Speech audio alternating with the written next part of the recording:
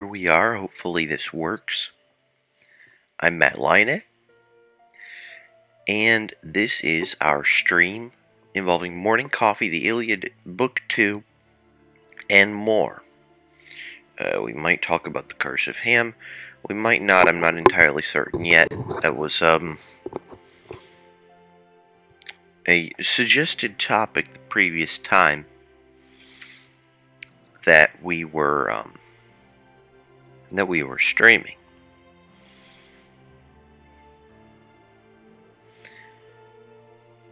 As soon as we wind up getting all the books worked out, I think we'll be able to continue. See if that helps.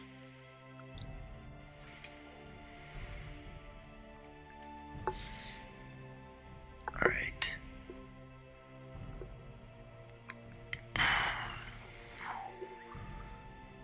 As you can see, a nice cold coffee. I'm ready to go. I do not like warm coffee, unfortunately. That stuff, I've really had bad experiences with warm liquids burning my mouth and so on. So at the warmest, I prefer it to be lukewarm.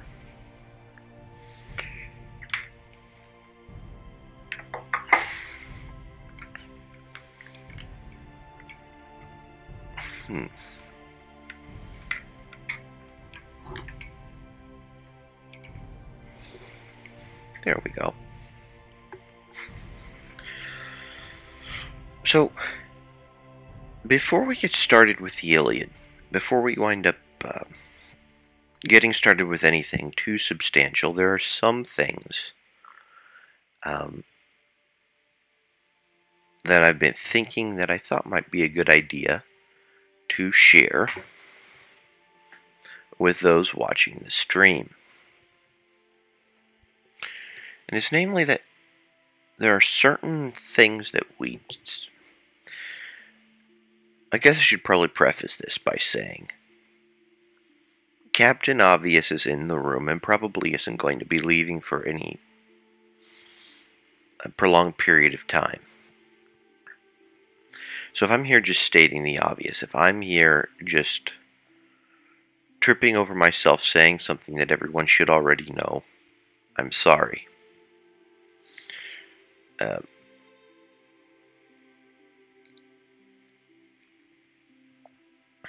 But I'd rather go and trip over myself repeating something that needs to be said than going and BSing and saying something that perhaps is wrong or doesn't need to be said or something of that nature.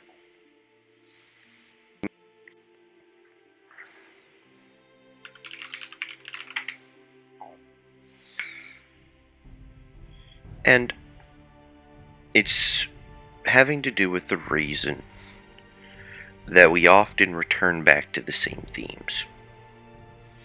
Why is it that we did a mini-series with Stephen Stutz about economics?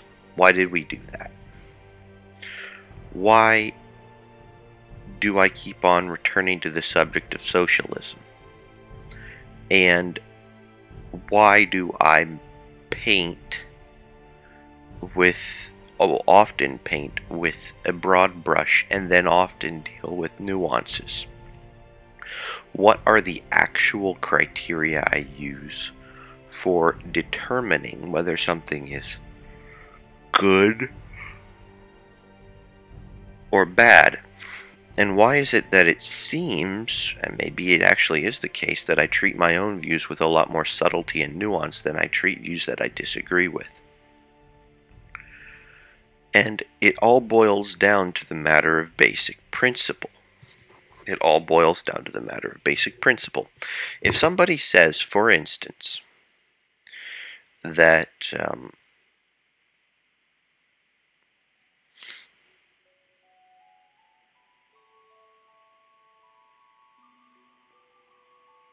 I'm sorry, that would have been a very bad example. That would have been a very, very bad example. If for instance, we wind up dealing with something that happens to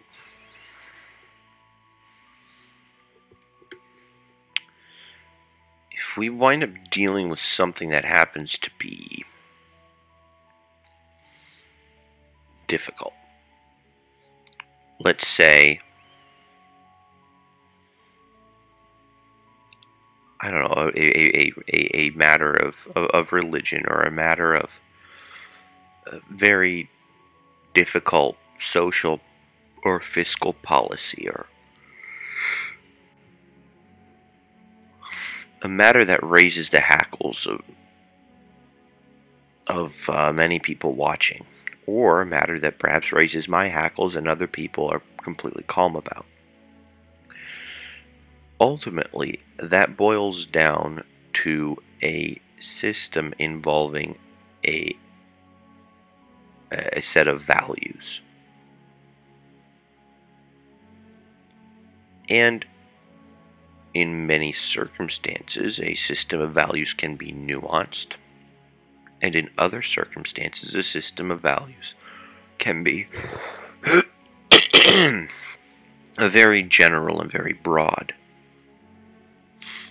Namely, I would say, if we're dealing with basic elements of good and bad, we can paint with a broad brush. But then once we have categorized something as either good or bad, or something as morally neutral, and then we're also in the process of trying to figure out which of many morally neutral things would be better, then we can start adding nuance into it. But let's say that we wind up having two different redistributionist policies, one that overtly socializes the means of production, and one that covertly socializes the means of production. I'm not going to ideologically differentiate between the two of them, because the basic idea that you are severing the production from the resource, or you're severing a certain amount of production from the resource and redistributing it according to some other principle, is enough to effectually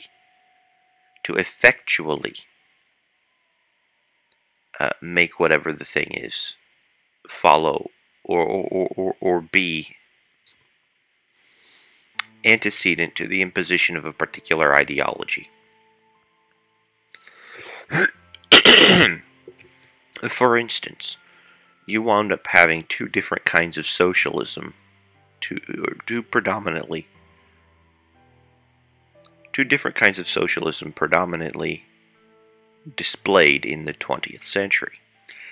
You wound up dealing with German National Socialism, which essentially wound up having the people who would be entrepreneurs, people who would be business people, getting relegated to the role of shopkeeper, getting relegated to the role of caretaker. You wound up having them nominally owning property, but for all intents and purposes, they couldn't do anything with their property because they were so hampered down by regulation and by the redistributionist policies. Now, that's a little different. There's a different flavor of socialism than the flavor that explicitly states that the state owns the means of production. But then then you wind up having to go a level deeper and understand, well, what is ownership? And then if you start from the position of owning oneself, that by necessity leads to owning the product of one's own labor. And if you start from that particular point of view, taking a dump on every form of socialism makes sense. But if you don't understand that particular point of view, or you don't start from that particular point of view, then it doesn't make sense as to why one would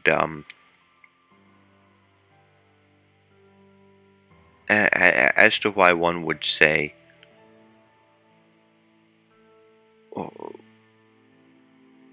why one would put many different things under the same banner. And then when it comes to matters of religion, I would also tend to differentiate people. You have to differentiate people by what it is that their actions actually indicate that they believe. Um, and then that winds up becoming a very difficult process of looking at what position somebody is supposed to hold on to if they claim to believe something versus something that they actually do believe, and then dealing with the discrepancies between them, because a lot of times people won't nominally renounce a religion even though for all intents and purposes they renounce core elements of religious doctrine. So it makes no point in saying I'm an atheist if I actually do believe in God. And it makes no sense saying I'm a theist if, or actually I'll put it back, it makes no sense saying I'm a Christian if I don't believe in the tenets of the Christian faith. For example, I don't know, the Trinity, for instance. If you don't believe in there being a triune God, well, I would say you're not a Christian. Well, then there are lots of people that call themselves Christians that don't believe in a triune God. I would say, for the sake of not misrepresenting things, that perhaps people could go and find a more nuanced name, or use their name to explain what might make them different. You could have Reformed Muslims that don't believe certain things. You can have, well, it's interesting, if you go to Reformed Christians, the question was being, how are they reformed? Because there are many different flavors of people that call themselves Christians, some of whom are and some of whom aren't. Some of whom differ only slightly from one another in minor points, and some of whom differ greatly from one another in major points. And still somehow everyone lives under the same banner, even though that banner might actually misrepresent some people. Then you wind up having the banner of agnostic, right?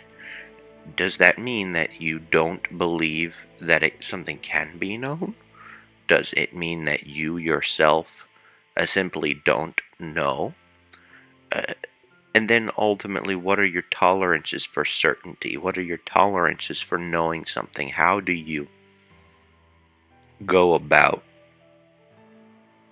making these sorts of determinations? And I'd say that that's not necessarily the easiest thing in the world to distinguish. And so if you have a particular set of beliefs, whatever those beliefs may happen to be,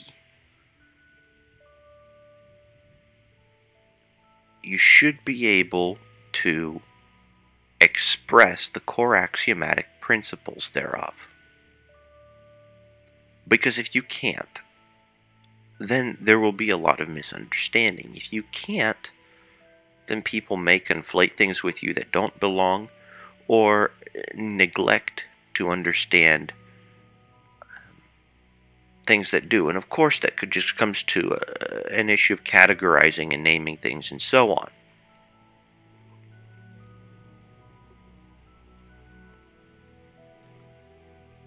But words are important, and we can't, or at least we shouldn't, misuse them. Words are incredibly important. And so that's why I've had this 12 or so minute talk. Because whatever it is that we discuss, I think that it's important that we return to basic principles. You can have a whole bunch of people engaging in highfalutin conversation. You can have a whole bunch of people engaged in sophisticated circle jerking. You can have a whole bunch of people engaged in all these sorts of different things, but ultimately, if you're not speaking from the with the same understanding of a word, we'll be speaking past each other rather than to each other.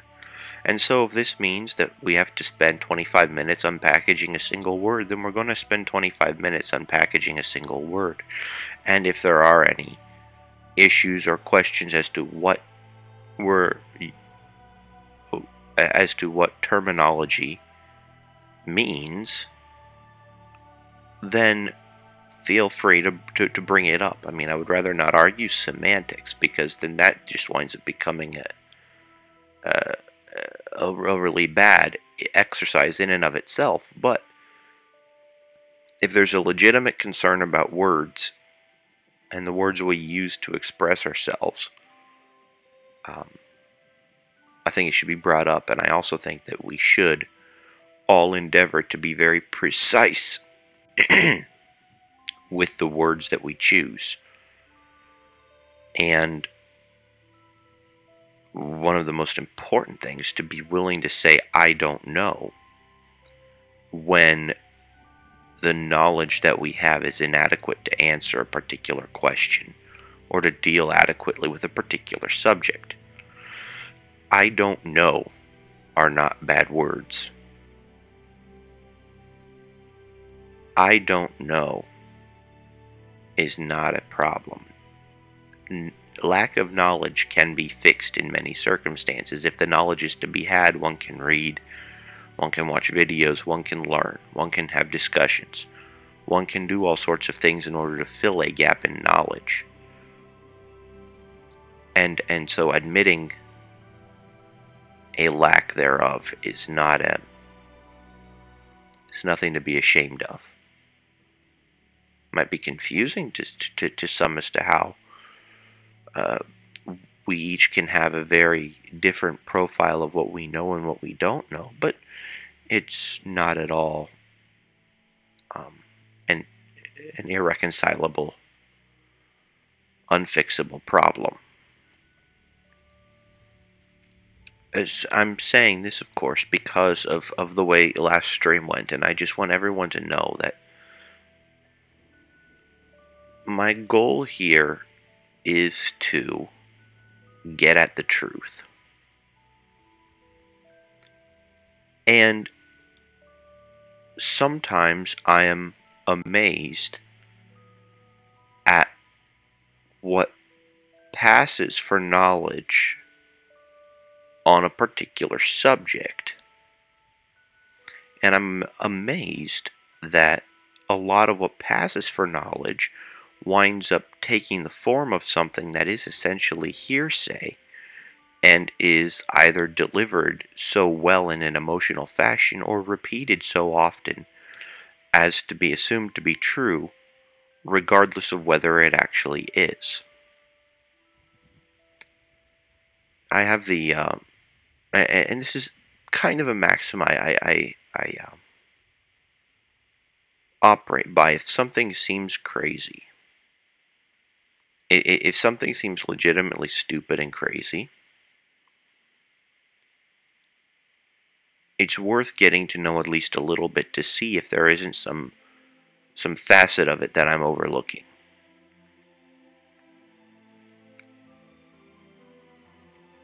And that's actually why I had so many conundrums in terms of figuring out my system of values and my worldview growing up. I wound up having many positions struggling against one another in my mind, and I had to somehow figure out which one of these made the most sense. And what I began understanding was, especially when it comes to one's own positions, one needs to be incredibly nuanced.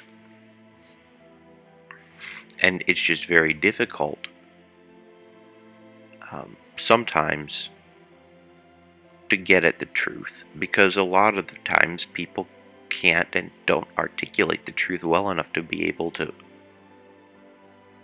actually convey what it is they do believe. And lots of times people might not actually believe anything other than, well, I just believe what X person tells me. I outsource my knowledge gathering to X person.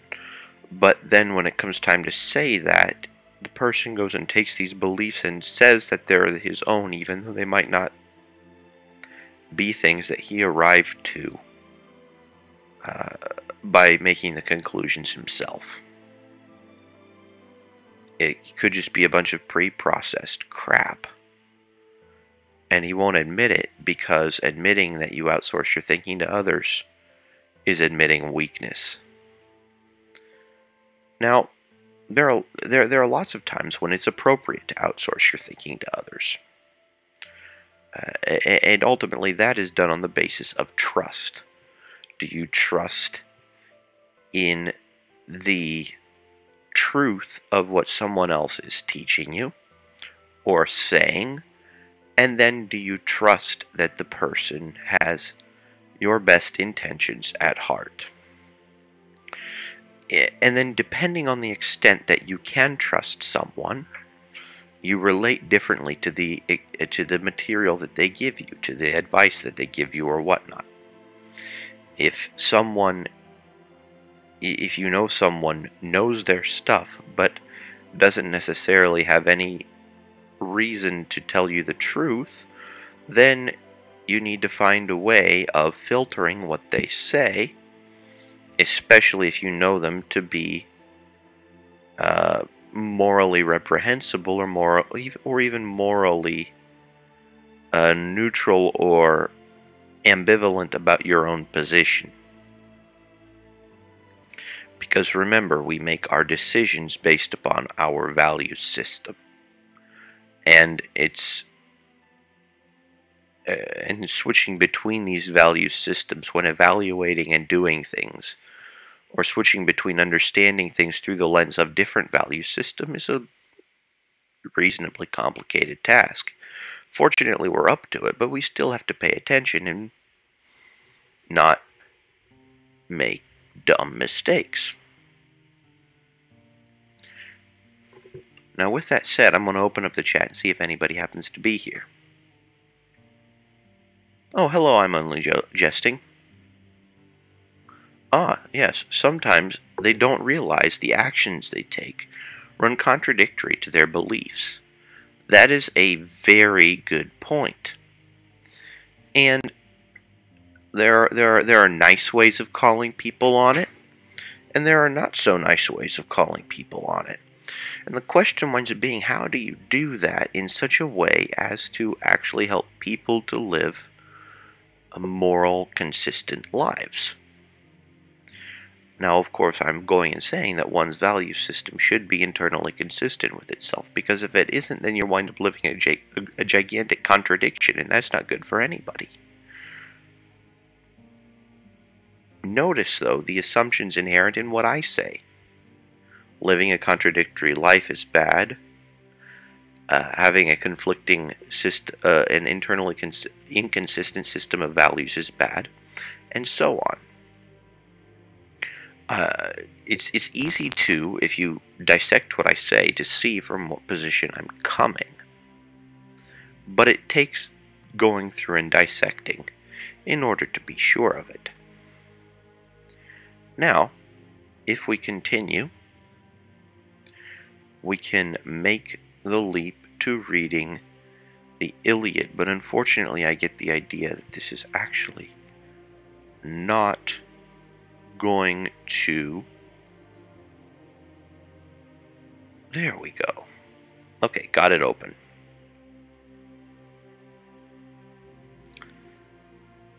So,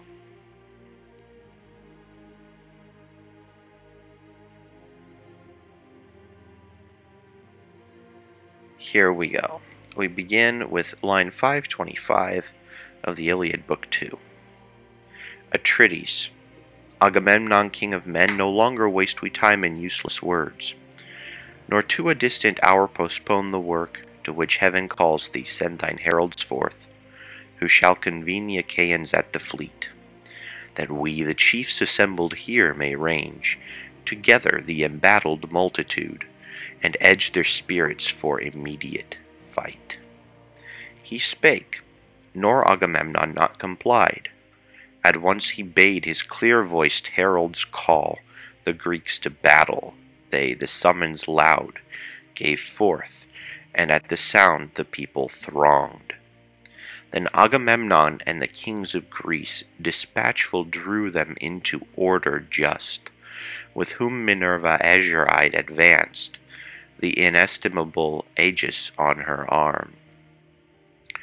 Immortal, unobnoxious to decay, 100 braids close twisted all of gold, each valued at 100 beeves around, dependent fringed it, she from side to side. Her eyes cerulean rolled, infusing thirst of battle endless into every breast. War won them now, war sweeter now to each than gales to waft them over ocean home.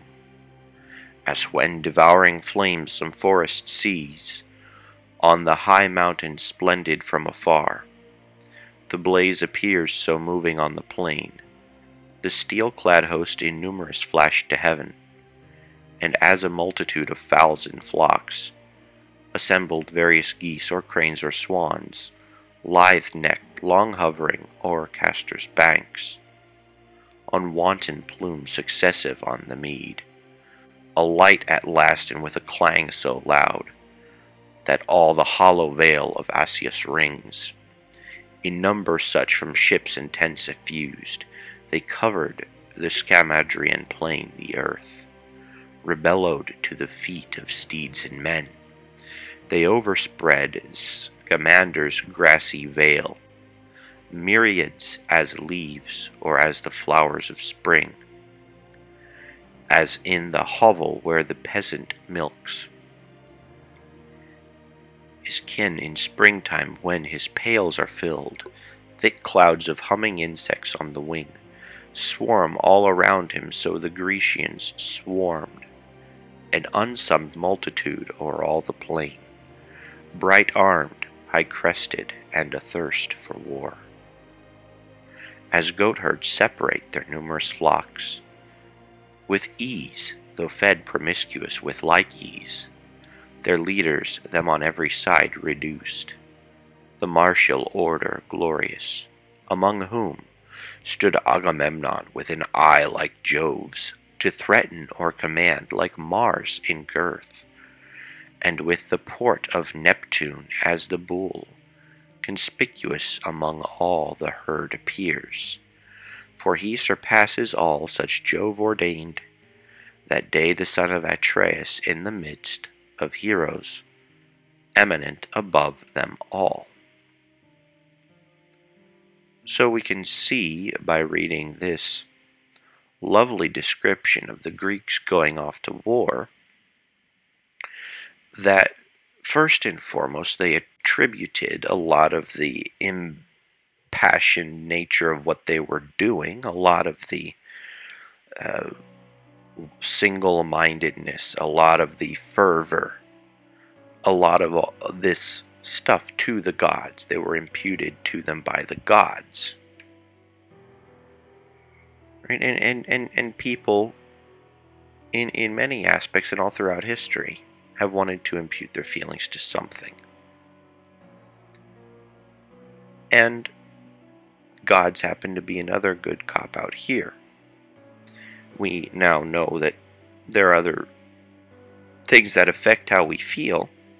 Indeed, the field of modern psychology explains a great deal of it, but it's interesting that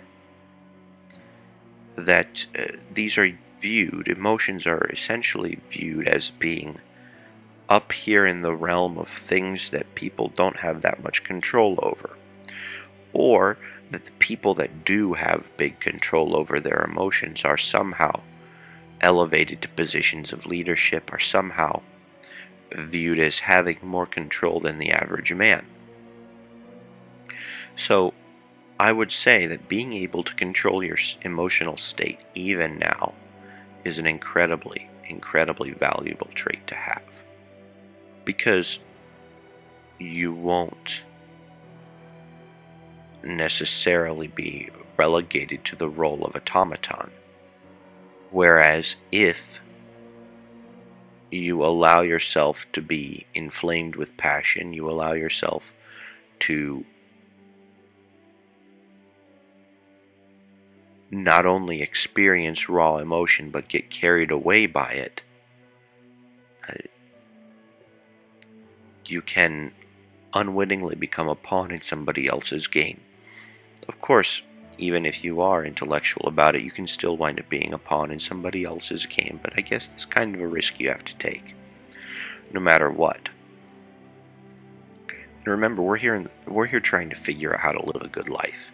We're here trying to figure out what is good, and what is true, and what is beautiful. And so we can go and contemplate these things. It's like, okay, when might it be good to get carried away by emotion? When might it not be?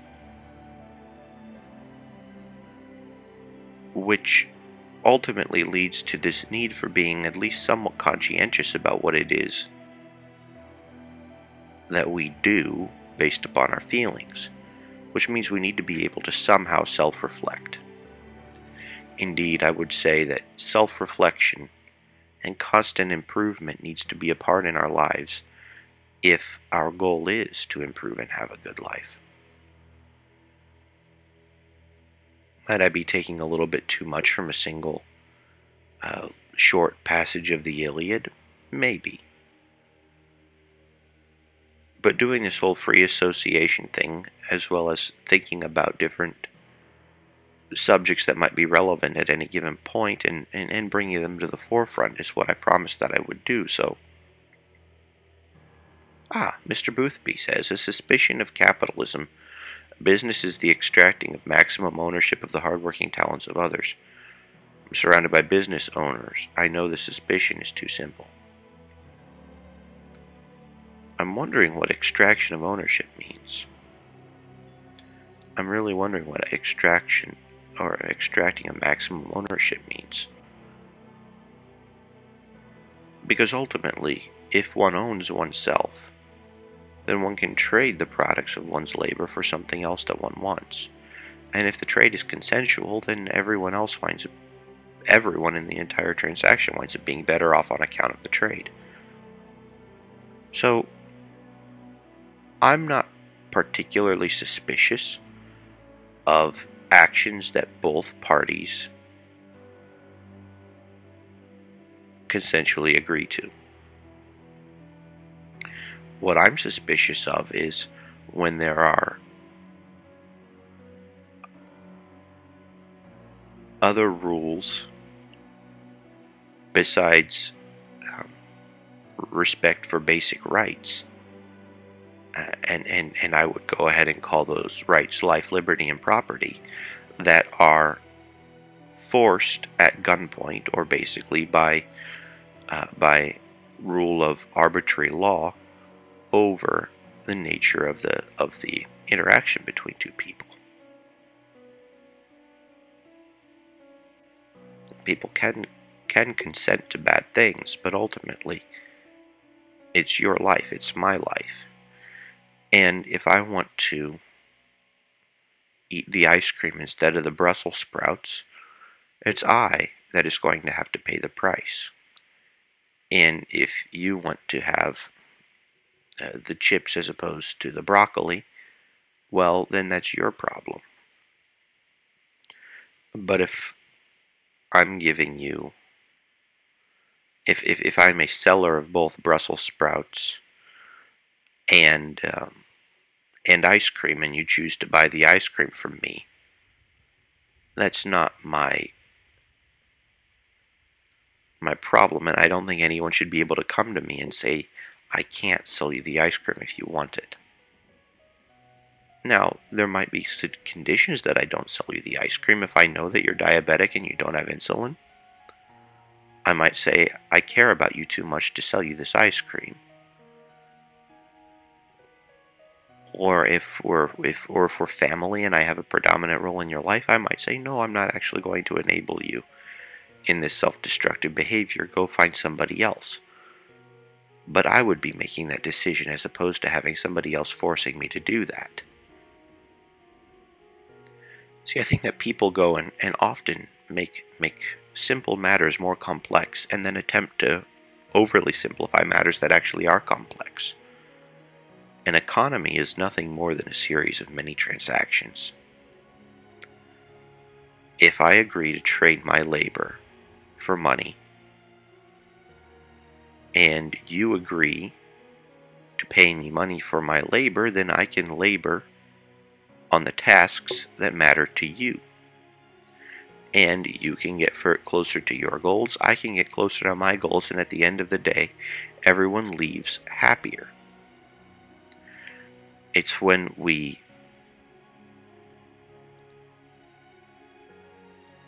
allow the strong arm of the government into the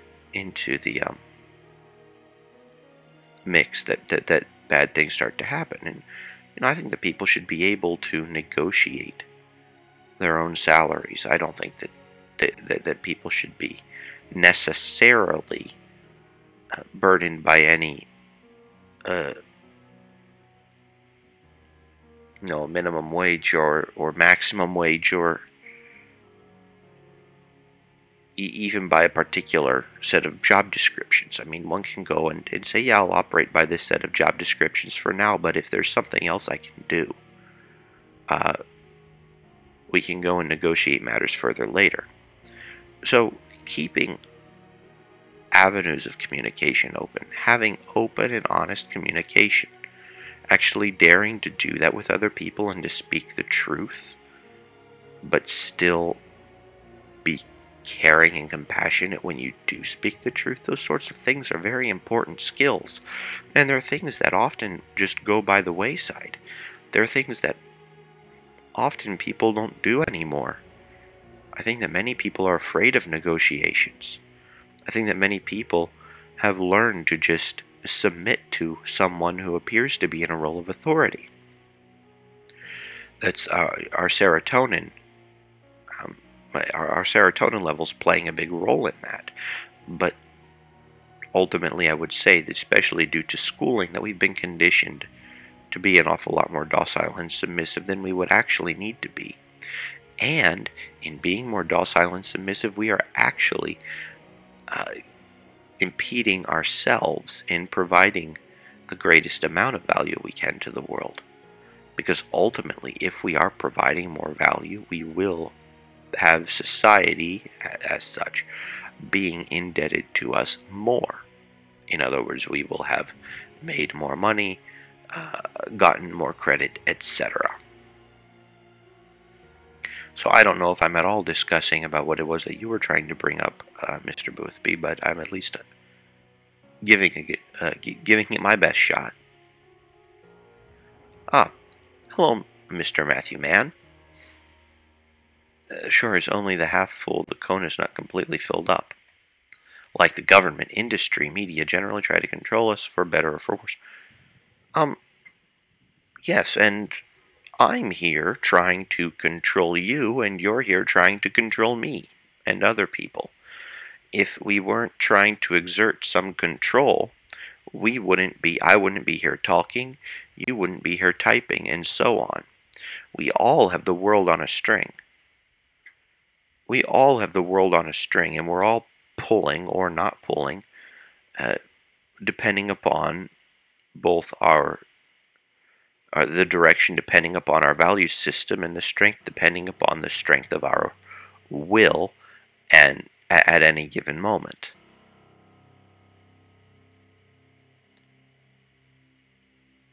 I see Mr. Boothby's message was retracted.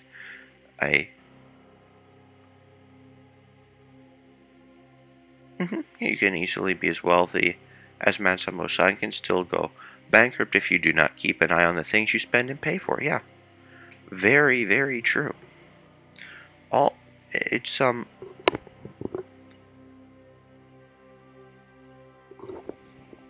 If we acknowledge that our communication has a purpose, if we acknowledge that yes, we're playing power games all the time,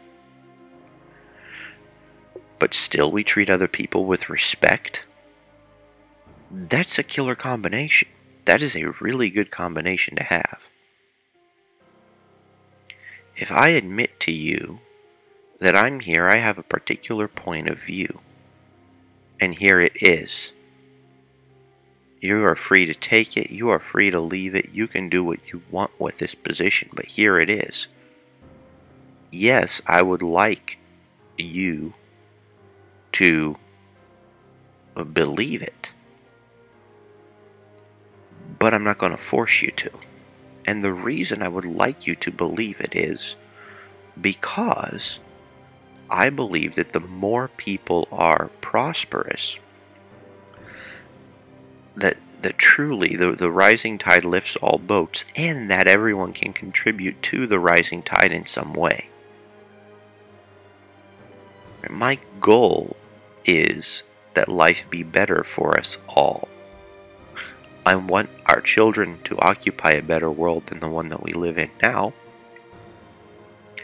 And I mean not only not in an economical sense, but I mean it also in a moral sense. I mean that I want to be able to have people that I would be proud to call my friends, I would be proud to call my colleagues, I would be proud to call my peers, and with whom I would be proud if my children wound up spending time. I want people to be able to go through life and have a good one. Now, if you want to go and have a different kind of life, then go and have it. If you want to have a miserable life, then go and have it. If you have a different idea as to what is good and you want to convince me of it, well then go ahead and speak your mind, and so on. But all of us need to be able to take no for an answer. At least I would say in matters that don't involve human rights in that particular way. And yes, I am assuming a particular set of human rights. It is implicit in everything that I say and do here on this channel. And I'm hoping that everyone else would be able to function under that same understanding of human rights. See, I'm being open and honest with you. I am telling you exactly what it is that I believe, why it is that I believe it, and why I think it would be advantageous for someone else to have a similar system of beliefs. I think that being able to share at least a good amount of a system of values allows society to be functional. And even if the other argument falls completely through, even if the pragmatic argument falls through, I still fall back to the moral argument. And I know that for many people the moral argument isn't as compelling as the pragmatic argument, but I'm going to make them both.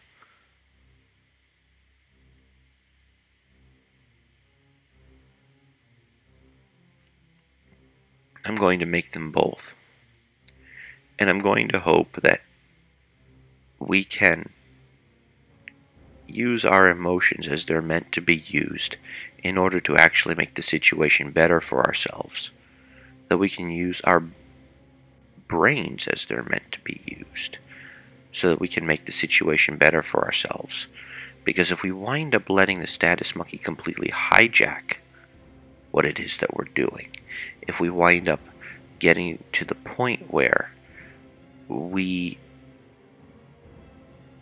no longer are able to properly analyze things and control our actions, then we run into trouble. We run into being mere beasts as opposed to beasts that are using their reason. Which, I guess, leads to the idea that maybe next time we should talk about a bit of Aristotle in addition to the Iliad.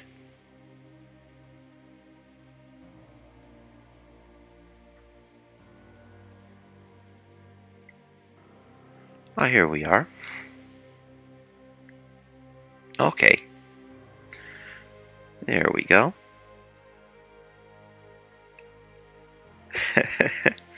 Without some control, there would be chaos and havoc, like close to an anarchy or worse. Yes. Indeed, I would say I would tend to agree. And that is why I am not an anarchist. I am a minarchist. I'm a minarchist, and I believe the role of government should be minimal. But I believe that one of the roles of government is to be able to do what people in their own capacity should also be able to do in order to protect their rights and the rights of others. But that also means that I believe that rights should have an arbitrary order. That right to life trumps right to liberty, trumps right to property. It goes in that order: life, liberty, and property. But in my own life, and in your life, and in the lives of everybody here watching the video, in the lives of everybody else, if you choose to use your own liberty to value your own life less, that is a choice you can make. But it is not a choice that I would advise making on behalf of another person, unless that other person has already informed you that that is the choice that he or she would make as well.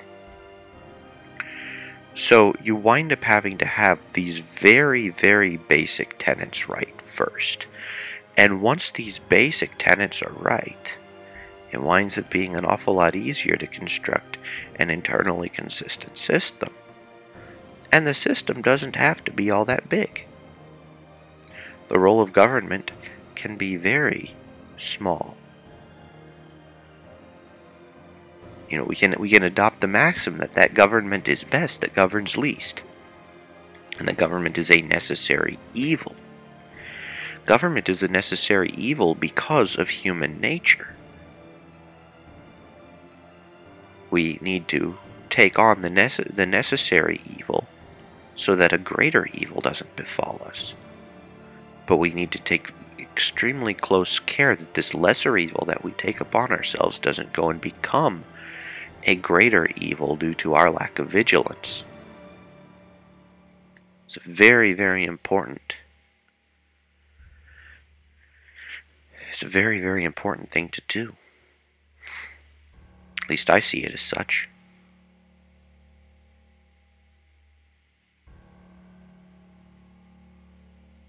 Children aren't naturally lazy or dull, but love helping with work and being big boys and girls.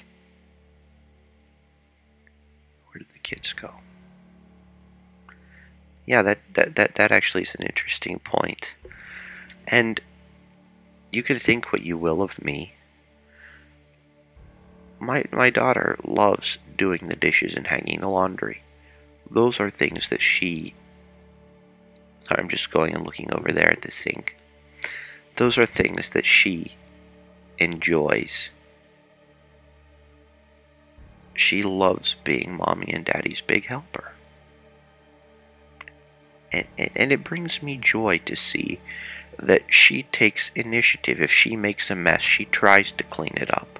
She might not do the best job, but she's not 2 years old yet. Now, she's a little girl. But if she spills something, she'll go to the cabinet, get a rag, and wipe it up. If she has dishes that she's made, she wants to go and do the dishes. If mommy comes upstairs with a bag of laundry, she'll want to help hang up or fold the clothes. etc. And so we found a little dish brush for her, and guess she got a little dish brush, and she was happy about it. We're not forcing her to go do the dishes, but just being able to take responsibility for these little things in life is incredibly rewarding.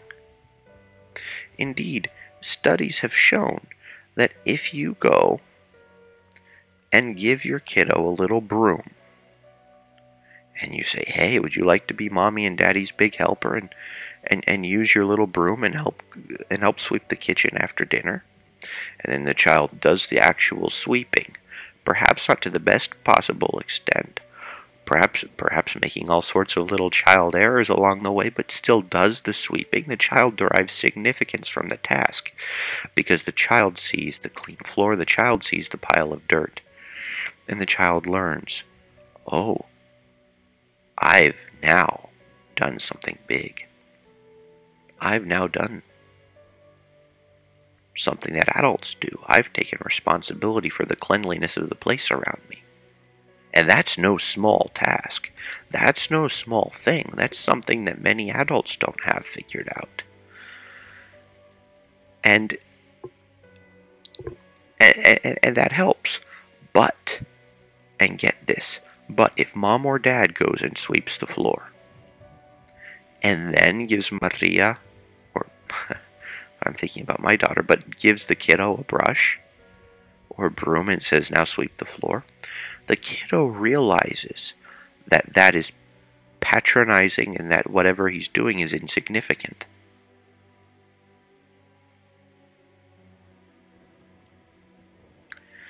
And in that actually goes and generates an incredible aversion to the task. Because the child knows, well, why in the world am I here brushing the floor if there's no dirt to be brushed up? That's silly. And is one completely different thing to enter the world of pretend. But it's a completely different thing to go and pretend like you're actually being daddy and mommy's big helper, as opposed to playing a game of pretend, if playing a game of pretend is all you're doing. Children actually don't respond well to praise for something that they know deep down is not real. Children don't like participation trophies. Children know who the real winners are. And when you wind up having all these incongruities introduced by people who probably are very well-meaning, you wind up actually handicapping children to an incredible extent. And this has a nearly immeasurable impact on society. If everyone goes and does it, things can go to shambles. Things can go to shambles. And so, divorcing cause from effect is one of the most evil things I can see one doing for another. Giving opportunity is one thing. Divorcing cause from effect is something completely different. I intend to give as many opportunities as are possible to my children to learn and to grow and to develop. And divorcing cause from effect is not going to be one of them.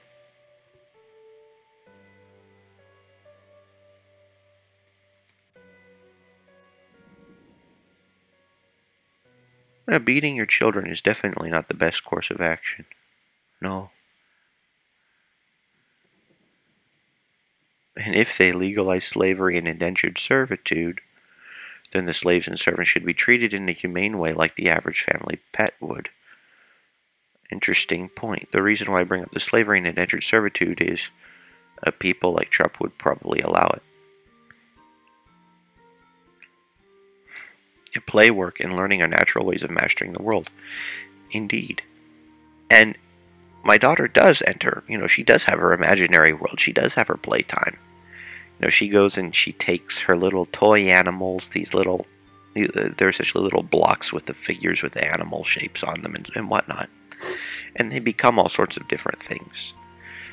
They become, dirt on the floor that needs to be swept up if she wants to go and play like she has her own little kitchen there in the corner. They can become cookies. They can become a tea. They can become all sorts of different things. And she has her own little tray. Where in the world is her tray? Yeah, she has her own little tray there. She has her own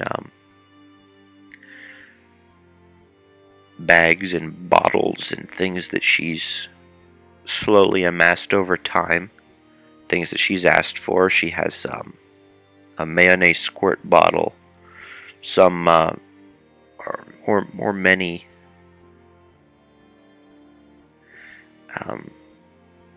bottle caps that are really deep. Like you wind up having caps that are about that tall that you use for covering containers of whipped cream, and she uses that in place. Plays waitress.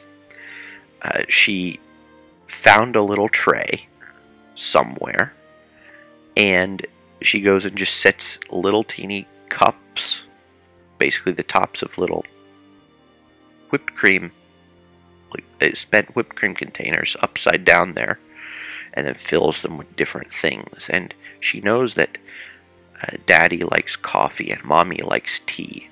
And then so she'll go and make Daddy coffee and then bring Daddy coffee while he's working. And, you know, sometimes it winds up being a little bit of a nuisance because I'm in the middle of something, but I want to encourage my daughter. And so the first time I'll take the coffee and I'll say, "Oh, thank you very much, Maria, for the coffee. Daddy's going to take another break here at time X.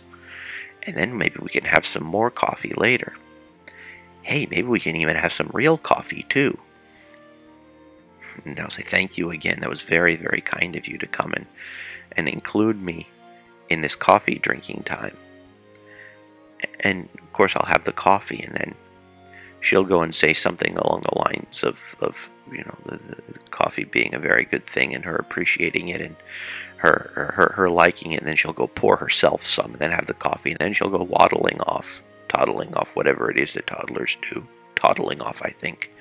She'll go toddling off and then give the tea to Mom because she knows that Mom doesn't like coffee.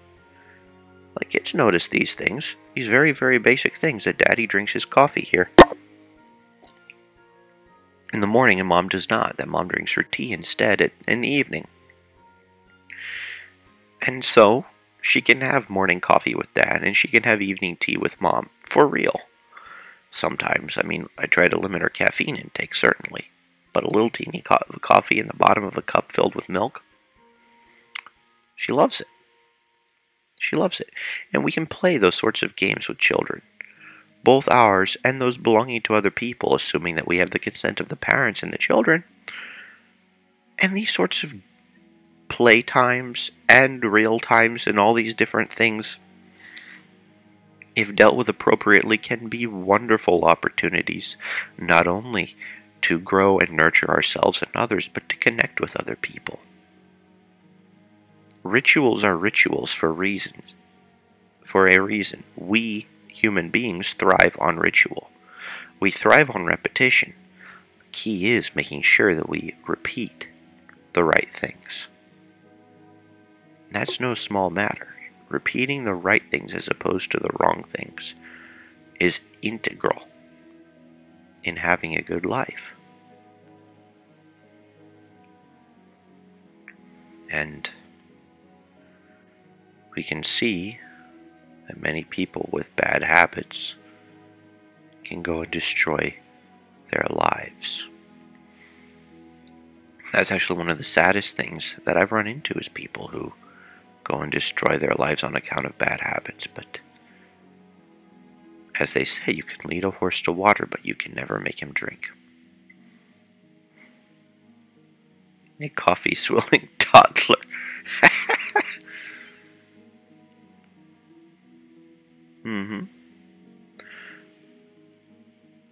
Matthew, that's interesting. That's interesting, Matthew, what you're bringing up. And I wouldn't. Okay, so you're saying this, and I can completely understand you saying you're saying this as a mixed person, and so you're not biased. I can completely understand that. Or I can understand why you might feel the need to say that, but I'll let you know, at least here, and at least with me, I prefer dealing with ideas as ideas and people as people.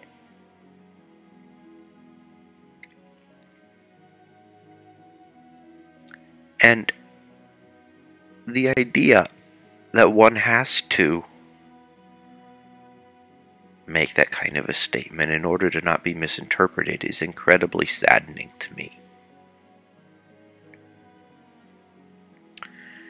It is incredibly saddening to me.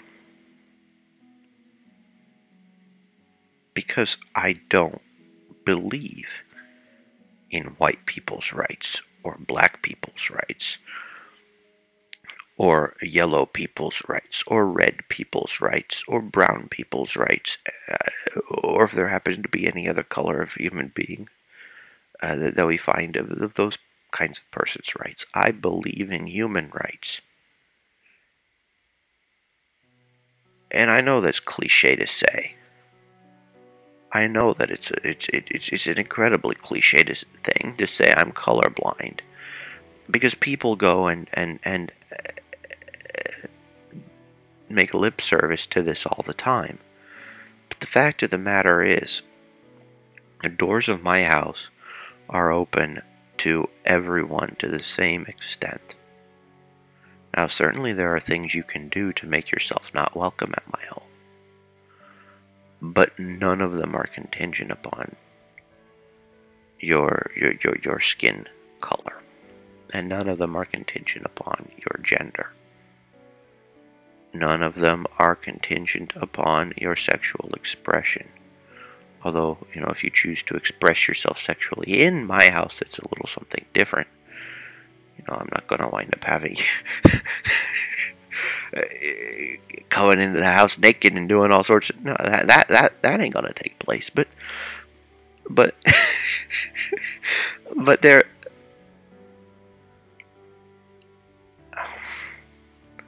Just the fact that people use that as a basis by which to discriminate, rather than treating people as people on an individual to individual basis, saddens me. It saddens me greatly. Because I would love to be able to just have a discussion about the actual ideas that are in play, and how to make the most of the world that we live in.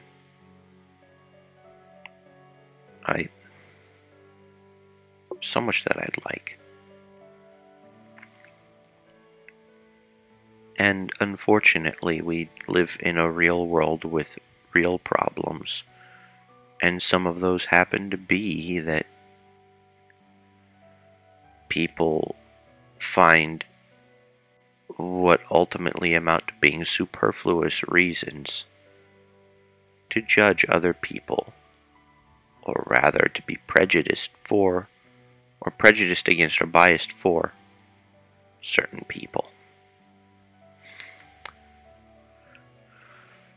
And so, though you may have to make those sorts of references in order to make whatever it is you say palatable to other people,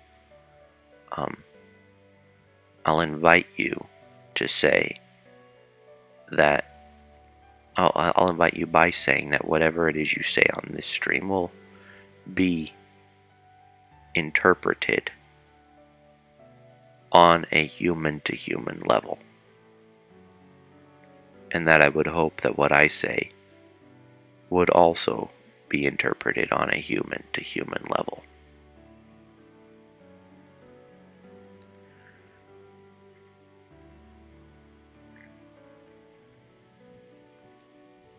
And all of this happened before European colonialism, yes. And I think that says an awful lot more about the human condition than about the condition of any particular color of people. And what that reveals about human nature can be scary, it can be bad, and lots of times people might not want to deal with their own problems, their own difficulties. I know dealing with my own weaknesses is not easy. dealing with my own weaknesses is quite difficult. Dealing with my own weaknesses is a struggle. And I can assume that if it's even half the struggle that it is for me, for other people, that, we all have our hands full simply attempting to be good people ourselves, if we even choose to go that route, let alone solving the problems of the world. And at times I wonder if going and speaking my mind might be an overly ambitious thing to do. But as we discussed previously, we all have the world on a string. And if I see certain people with certain ideologies dragging the world in the wrong direction, the least I'm going to do is attempt to start properly playing tug of war. It's the least I can do.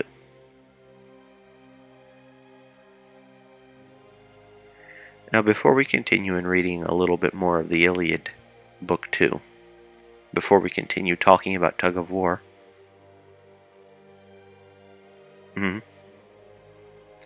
ah yes,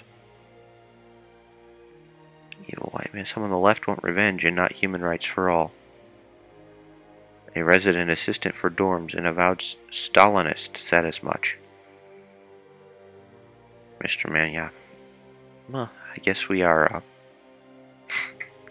there's quite a bit of solidarity here. The only weakness you have is bad grammar. Wow. Wow.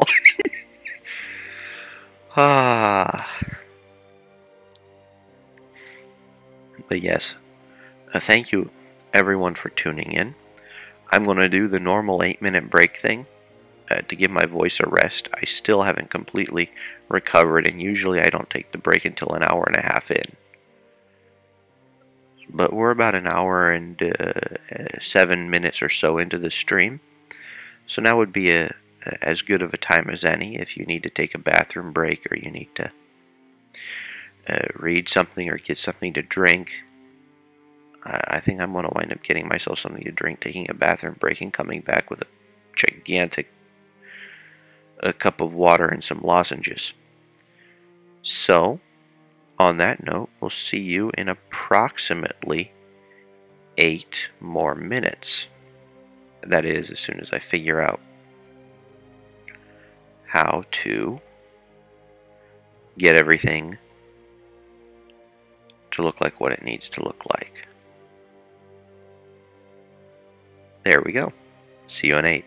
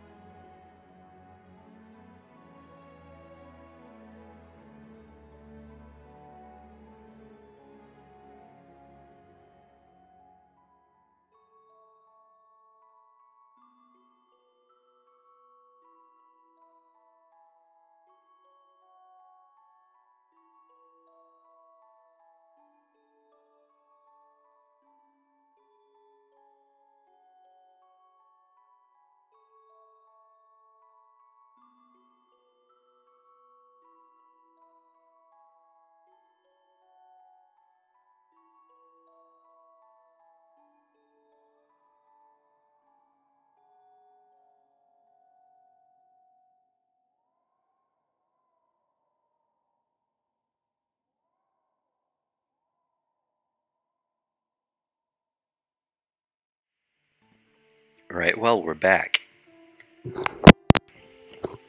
Hopefully you guys had a good break. I know that my voice actually almost works now, so definitely had the desired effect for me.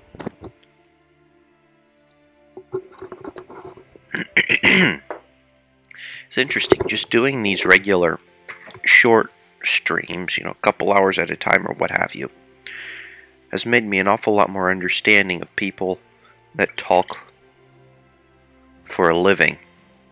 I'd like to be able to talk for a living. Maybe at some point I'll be able to, but we'll see.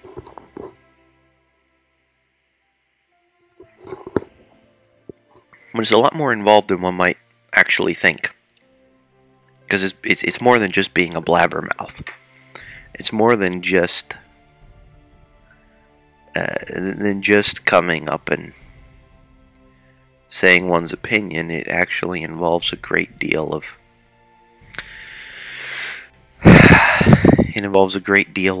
thinking before speaking,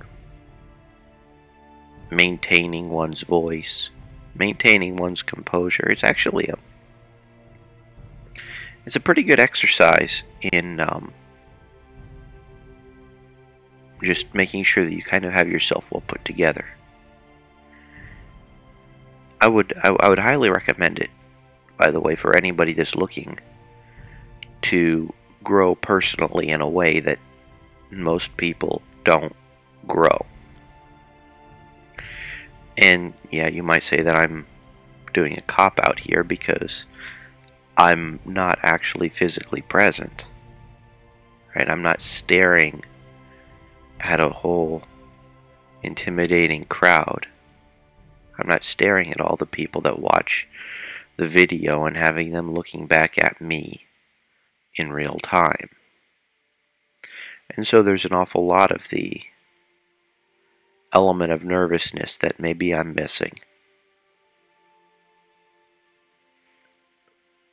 The thing is that no matter how many people show up, it's always kind of nice because I can set this on a table, right? And I can envision, at least to some extent, that I'm just here with a bunch of you around the table with some drinks, some coffee, and some ideas. And that we can be here having a similar conversation to what we might be having around the dinner table or the breakfast table, or I don't know, around some fireplace at dinner time, or at right before bed with some sort of a coffee or other drink or something like that. Just shooting the breeze and having important conversations about important things. After all, having important conversations about important things is something I grew up having.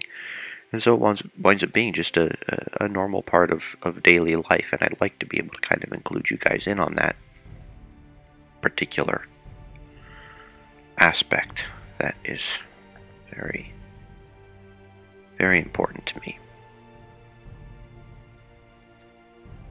And then also, if these videos happen to be around for any amount of time, my kids will be able to see them, and that'll be nice.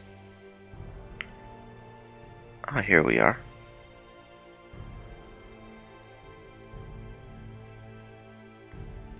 It's interesting that the comment that I just showed were actually, no, I don't have a terrible cold. That's interesting.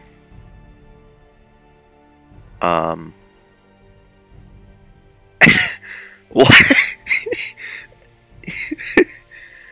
Well, the medications, capsules, tablets, shots, vaccines, lotions, potions, creams, synchronizers, tranquilizers, side drips, tongue drips,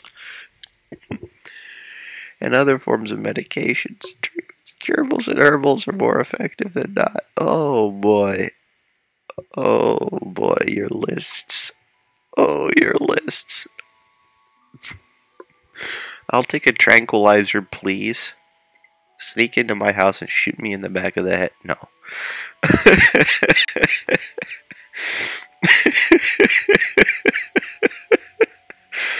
Oh boy.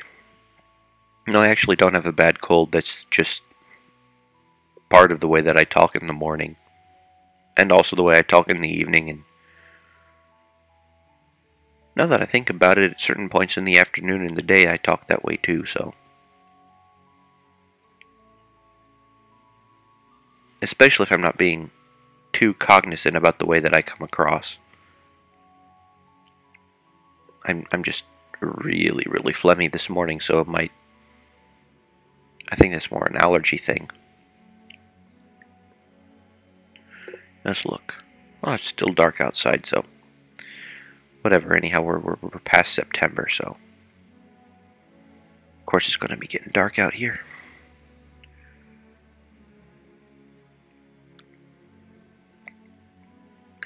That's something that I've noticed while streaming, though, is that my voice will tend to start frying when my normal vocal folds get dry. I'll start using my false vocal folds to speak instead of my normal vocal folds. And since my normal speaking utilizes both of them, you just basically get rid of the one part of my speaking, and then I just wind up sounding like this. Now this is a complete exaggeration, but I can wind up getting to this point if it gets bad enough. But then if I go in and introduce a bit of the normal voice in, actually playing with your voice is something that's really, really fun to do. Because people will respond differently to you, depending upon your posture, depending upon the voice tone that you convey, depending on your body language. People go and interpret things differently.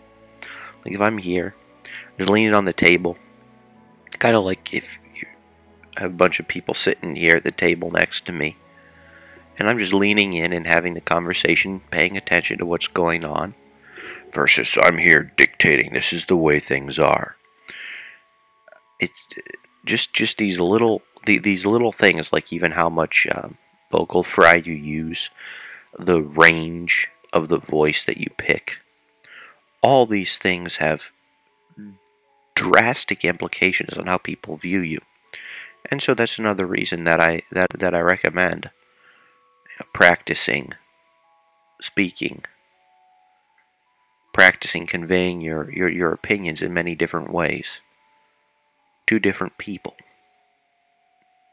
Because ultimately you will then stumble upon what works for you, for your vocal range, for your personality. And I've noticed my personality, or at least me being able to shift into a more extroverted mode now that I've been doing streaming more. And it's considerably easier and less exhausting for me to remain in said mode for longer periods of time. Whereas before I might have been a lot more hesitant to open my mouth, hesitant to speak, hesitant to say pretty much anything. Yeah, my voice is almost working just because. Yeah, I've been having a really nasty time being hydrated these past few days. I've been drinking considerably more than usual, and for some reason I still feel very dehydrated, and I've not been peeing very much. No, probably too much information. Well, this is the fourth such glass that I've had this morning. This is the fourth glass of water that I've had this morning. And I've only had half a cup of coffee. Or the French press was full up to about that point, maybe? Something like that, about to my fingernail. So, not due to having too much caffeine and not enough liquid, that's for sure. I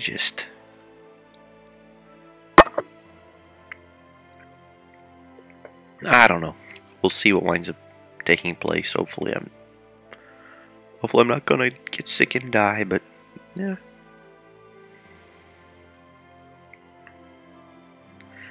Leprosy, polio, oh man, SARS, cancers, tumors, Ooh. Walking pneumonia. Ouch.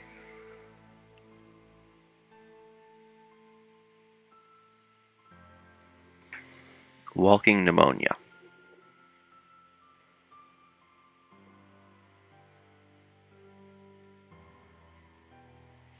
That sucks.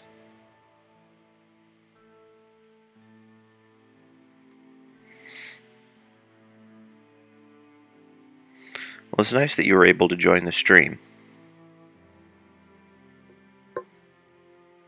I can almost see your avatar. Just answer this if you will. Do I know you from some other context?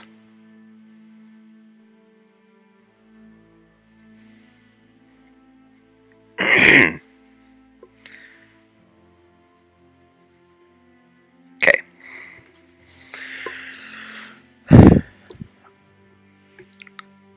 Okay. So yeah, back in the days we had colonies for people with infectious and contagious diseases that were incurable. We should again.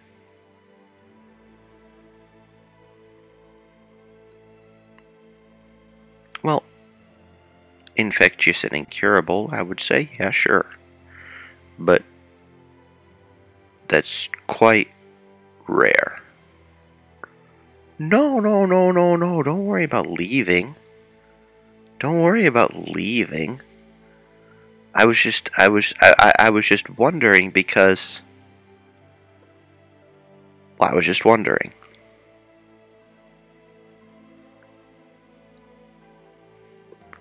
Well, you're more than welcome to join in.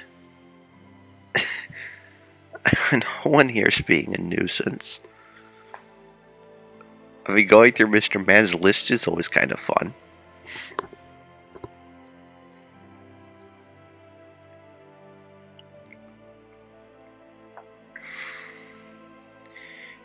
And I believe the last thing that we discussed was something about intellectual honesty. Well, I tend to irritate people too. I can irritate a lot of people by what it is that I say and what it is that I do and the expectations that I have. A lot of the time it winds up being a gigantic mess.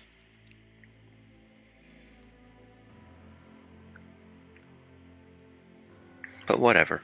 I have weird expectations for myself and for others, and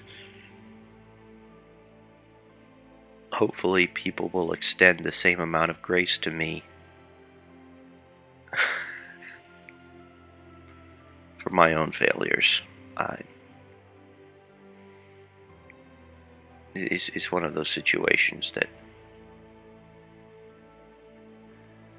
I think that many elements of social interaction that would have been considered normal at other points in history have fallen by the wayside.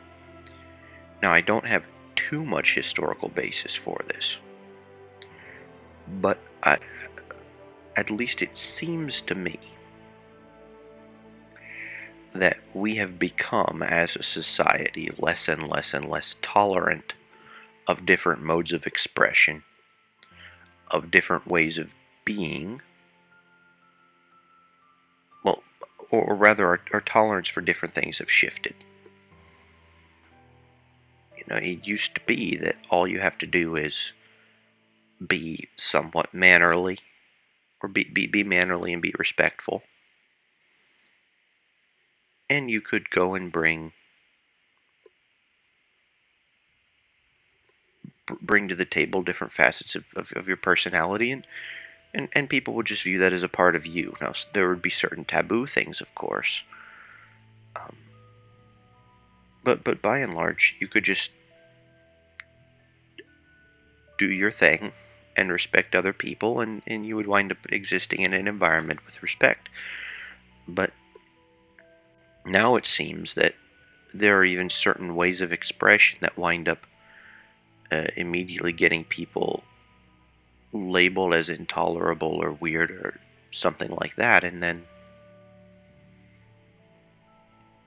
the people that don't toe the line wind up getting cast out. In other words, there's a different set of taboos, and the different set of taboos are, they have a highly anti-intellectual bent. People don't like talking about things that can cause cognitive dissonance or make them feel stupid.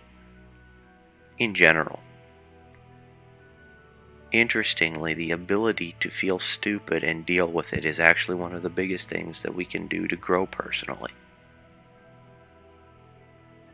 I personally believe that feeling stupid is one of the biggest catalysts of personal growth there is. And interestingly, it's the only people that I felt that have been able to feel stupid and grow. Most of them are very intelligent people that are faced with something new, or faced with something insurmountable, or faced with something almost insurmountable. There are very few people of lower intelligence that can deal with the cognitive dissonance that feeling stupid brings without going over the deep end. And so, as long as we're here and willing to have a civil conversation, then everyone is welcome. But, you start throwing crap and whatever, then I'm going to wind up blocking or muting or whatever people. But so far, I've only had to block 2 people. It's been quite amazing. I mean, out of some 11,000 people that have gone and looked, only needing to block 2, it's a pretty amazing ratio.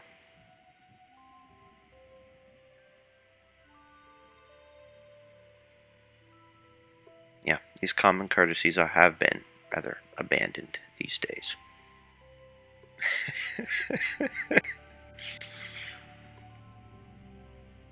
Yeah, these common courtesies have been abandoned these days. And it's interesting that neither of us are actually old enough to pine for the old days, except for as they've been told to us, or as we've read about or something. Now, in certain aspects in the olden days, they would have been a lot less tolerant. But the whole idea of diversity of thought, the whole idea of being able to bring new ideas to the table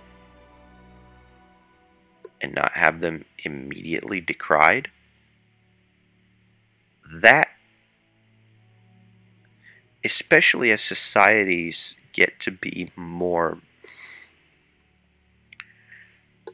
I don't know whether saying at their later stages or just develop to some extent, people's tolerance for new ideas goes down. And I would say that is probably the predominant actual lack of tolerance that we see here in the West. I don't think that it's so much,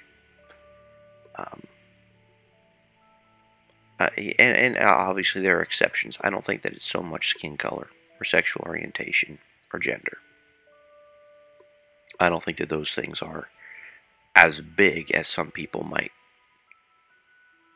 tout them to be. Certainly people can still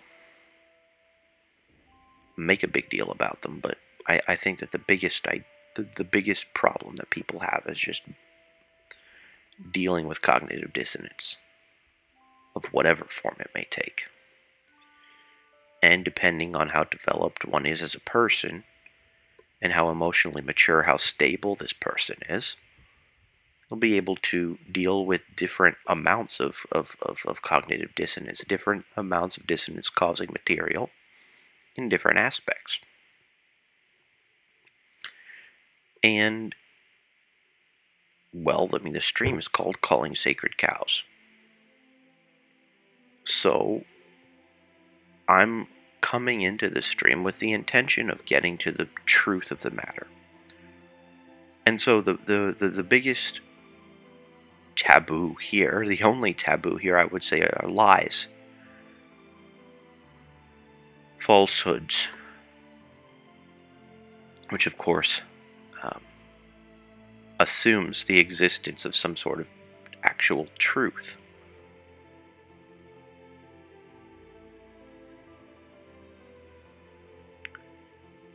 And so, of course, that means dispelling ignorance, dispelling lies, and aiming for the truth is one of the biggest things that we do here. And even if it winds up just being a situation of us sitting around here and tossing back and forth ideas for a couple of hours, it's certainly better than not pursuing anything good or true or beautiful.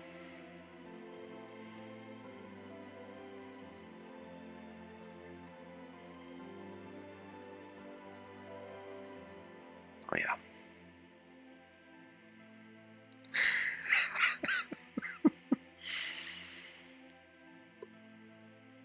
Oh wow.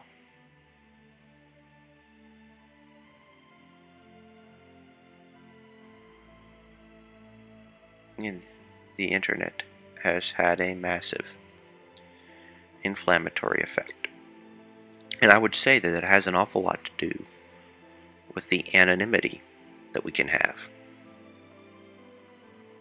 Because anonymity allows us to hide. I know, put the big O on my forehead, call me Captain Obvious. Anonymity allows us to hide. And that's yet another reason I have my real picture on my social media. And that's another reason I have my real face here on video.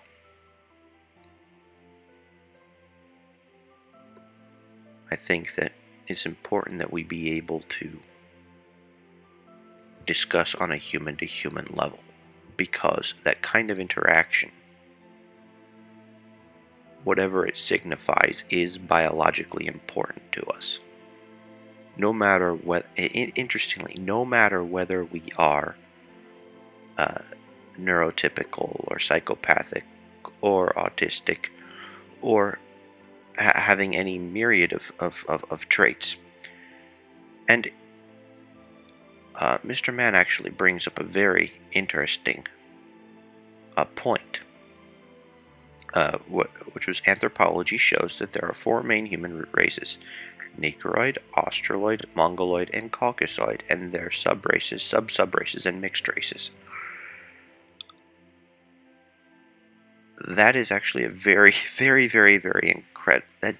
That's a very important point, because you look and you see all the different things that make humans human, and you can see certain things in different proportions depending upon different races. Now, granted, we have we have many similarities, but depending upon the preponderance of certain DNA segments, we can have very different personalities, we can have very different value structures, and we can have very different ways of dealing with other people. And having this very predominant genetic component that both makes us similar in so many aspects and different in others. Obviously, the epigenetic manifestations in the environment do play a role too. I'm not going to go and oversimplify things and say it's all genetic, but having this huge genetic component means that having some basic rules of respect and some basic standards of behavior is necessary if we want to be able to engage properly with each other. And that's why having some basic human rights or some basic framework under which we all can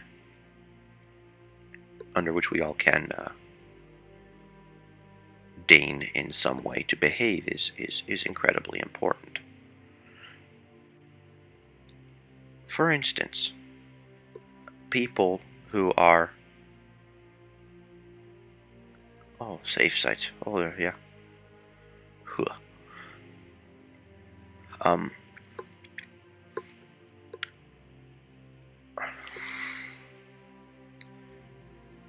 It's some. If you have societies that do take this respect thing seriously, but ultimately require of all the people therein to have some sort of intrinsic moral structure, or basically you just get ejected, that tends to work pretty well.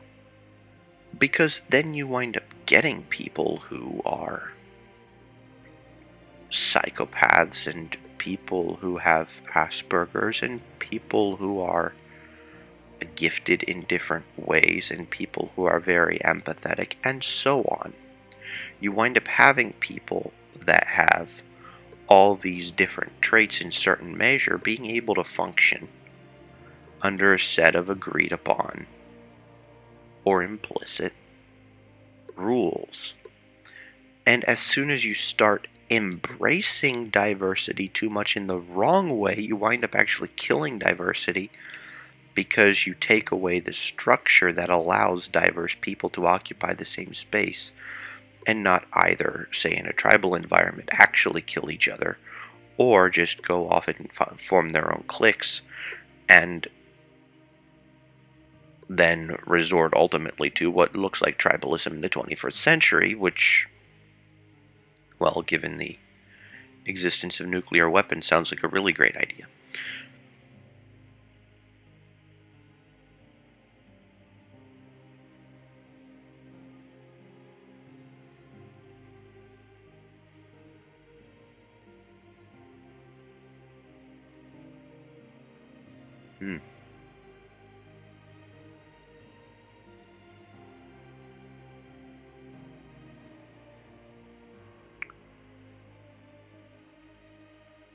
It's interesting, that whole admission of mental illness and how that can affect people's perceptions.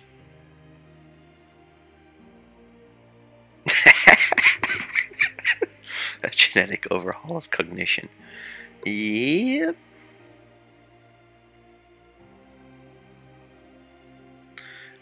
Yes, having the various hominids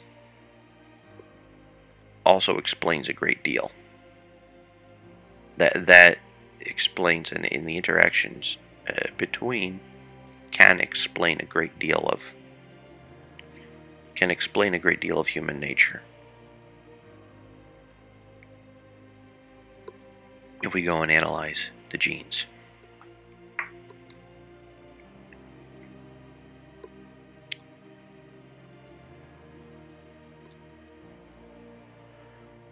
But the whole thing about admission of mental illness, that's a tricky one.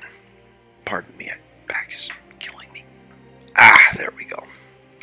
Yeah, this whole thing about admission of mental illness being something that can go and screw us up.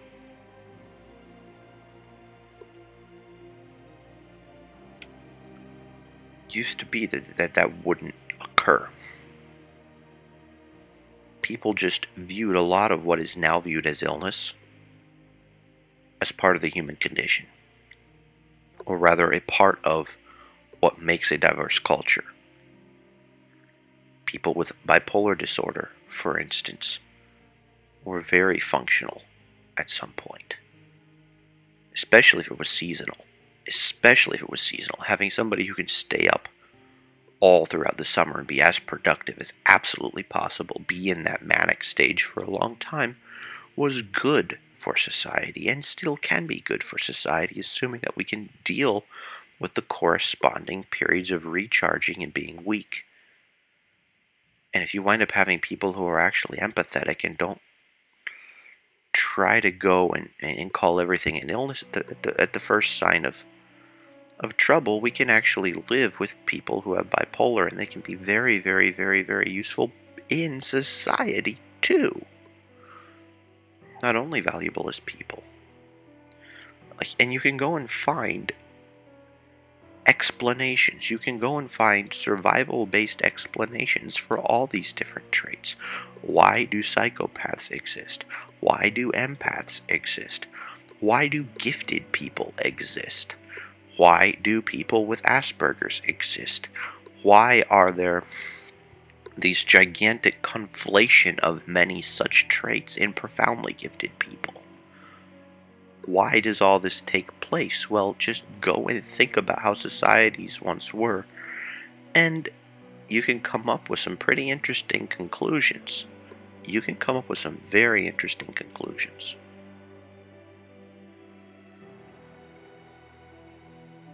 Mm-hmm.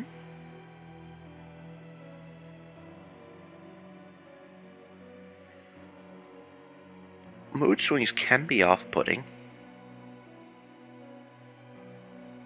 Mood swings can be off-putting and can have dangerous downsides. But I really wonder, were the context any different? If it wouldn't be a lot easier to deal with. I really wonder. I really wonder that. Because I've never... and I know this is I'm only speaking from personal anecdote. I've never had a problem with someone due to that person's mental illness. I've never actually had a problem. I've not had trouble with people with ADHD because of their ADHD. I've never had trouble with bipolar people, depressed people. I've never had trouble with people on the autism spectrum. I've never had trouble with just keep on bringing it on. I've never had trouble with schizophrenic people. I've not had trouble with these kinds of people, even though I run into them. I tend to be a magnet for people that have diseases, and I don't care. It might sound very, very nasty to say this, but I really don't care, because I will treat you as I think a human being should be treated. And I know I have my own idiosyncrasies. Most people don't put up with my idiosyncrasies. At least, no, they'll put up with them on a certain level, but then if it winds up being a question of living with me or spending any prolonged amount of time with me, it's very difficult for me to find people that I can consider close. And so, I put up with your crap, you put up with mine. It's a it's a pretty nice deal.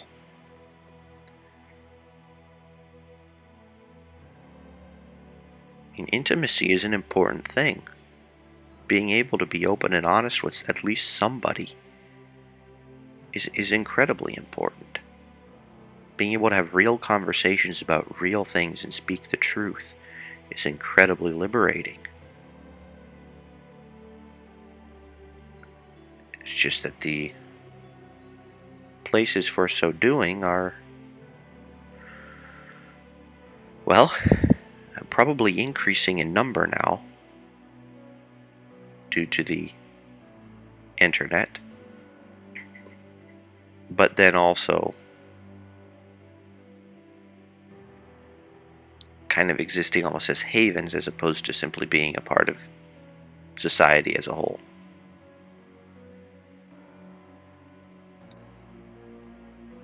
I wouldn't have an issue if you weren't stuck in college. Well, colleges.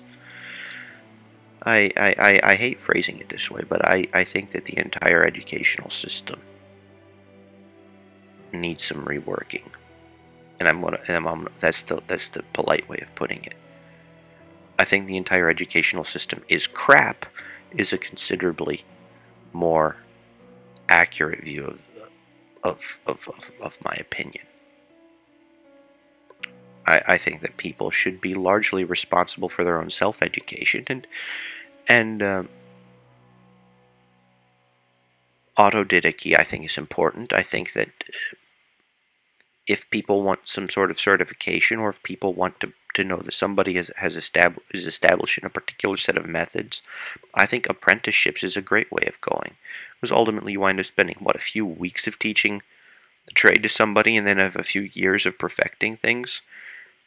You cut past all the superfluous crap. You get into what's important, and if you need to read something, there are these things called books that you can open. There are these things called YouTube videos that you can watch. There are things called questions you can ask, and things called people that care that you can talk to. Okay, I don't say things called people, but you know what I mean. In terms of it's just boom, boom. There are all these different resources available. And because people have gone and gotten so used to outsourcing their thinking to others and just taking pre-processed crap and then learning to regurgitate it, people don't know how to function in an environment where autonomy is expected of them. So I think that the educational paradigm should reflect a spirit of autonomy, which means that I say just completely nix federal funding, nix the Department of Education of whatever country there happens to be and under whatever name it happens to be, and let people take responsibility for their own education, as has taken place for the majority of human history. We human beings have been able to figure out things just fine for thousands and thousands of years, so I don't see what going and involving the state unduly in a process that seems more like homogenization than education actually accomplishes, other than amassing more power for the state and taking away from individual liberty.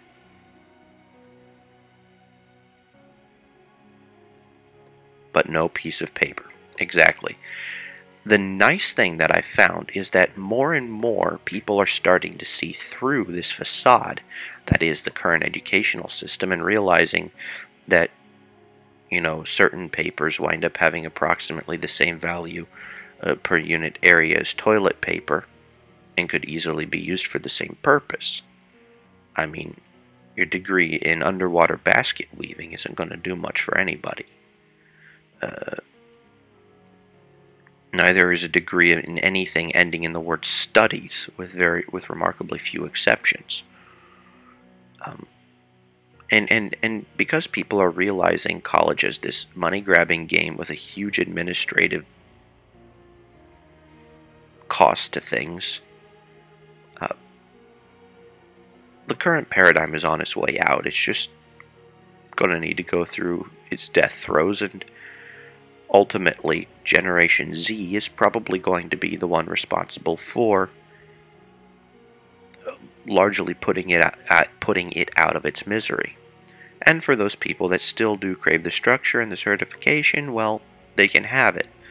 But compelling everybody to deal with it and compelling everybody to go through it is no longer probably going to be a thing.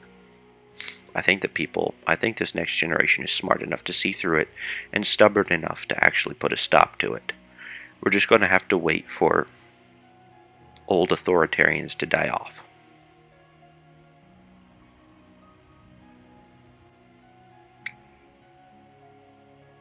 Lower levels don't tend to be efficient autodidacts.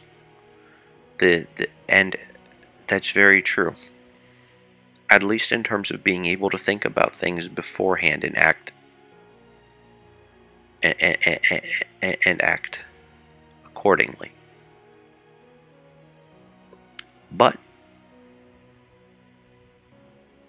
that's why I also believe that cause and effect should not be severed one from another. You cannot divorce cause from effect. As soon as you put some sort of artificial construct in there that divorces cause from effect, you remove the single most potent agent of learning available in the life of a human being. The experiencing the consequences of one's own actions. Conditioning is a thing for a reason. The difference is, I would prefer that it wind up being, and I know this is kind of probably a cop-out, the universe that does the conditioning as opposed to an authoritarian structure. And if people do want to have a gigantic amount of structure, that's why they can be in the employ of somebody else. But wasting 12 to, 20 years of one's life or more, 12 to 20 years of one's life plus internship. I mean, if you go to the greatest possible extent. You could go all the way to about 28 years of one's life just preparing oneself for a little bit of service. It's horrible. And with the amount of homogenization that goes into it, it does people a disservice. I mean, if you have people that can learn to drive, if you can take pretty much any idiot off the street and teach him to drive, by doing nothing more than putting him behind the wheel of a car and saying, drive properly, or you're going to die and probably take someone with you, that person will invariably learn to drive.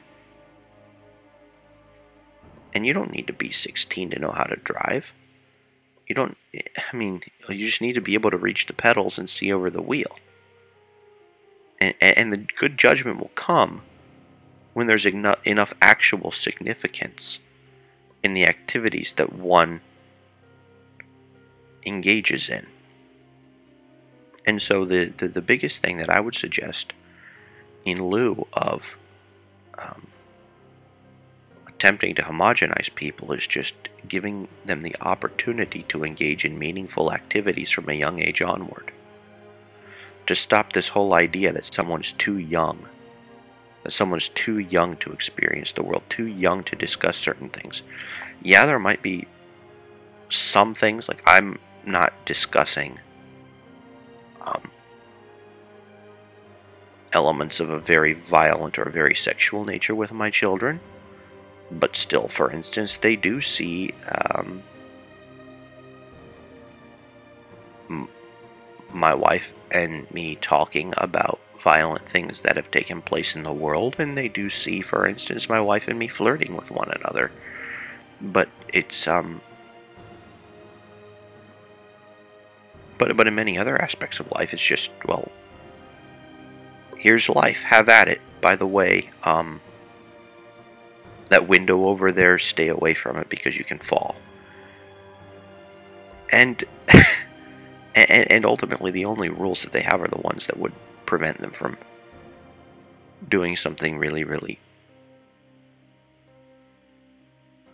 bad to themselves or to others. But having that whole dynamic disrupted does everyone a huge disservice.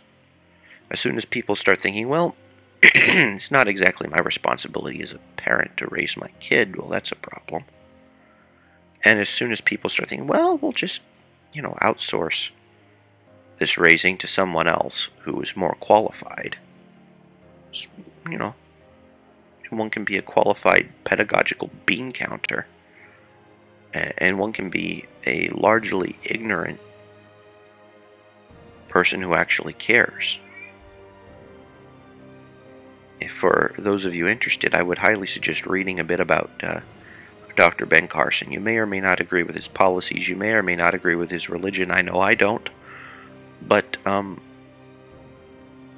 his mom was illiterate and still managed to...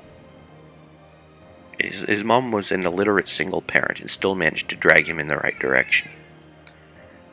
And so seeing that as a stark counterexample to what people have been conditioned, I suppose, by society to see as normal is very, very important. There's two books by Ben Carson that I've read both of which I highly recommend. One is entitled Gifted Hands, and the other is entitled Think Big. Think Big is more of a self-help book, and Gifted Hands is more of an autobiography. I think that there's one part in there in which he takes some sort of a liberty that he probably shouldn't have, but by and large, I think that the lessons gleaned therefrom are huge.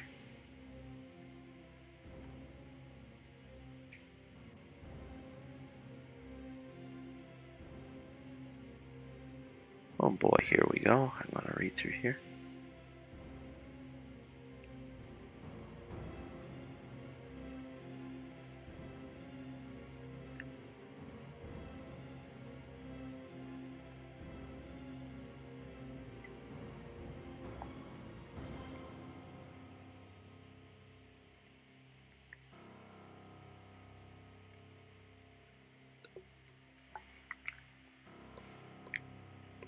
Anyhow, we've been going for approximately 2 hours, and I can hear my family in the other room waking up and being ready to go.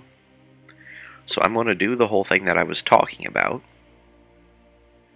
and go and be a dad and a husband and hopefully take an appropriate role in the life of my children, even if all that means is getting them to sit on the potty and eat their breakfast and maybe go to the park.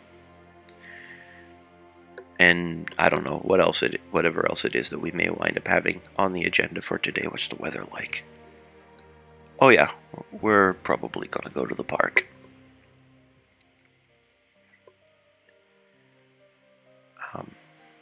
Next time, let's see, today is for me Thursday, it's still Wednesday for you. So next time we'll be meeting at 9:30 p.m. Eastern Time. We'll be discussing, at bare minimum,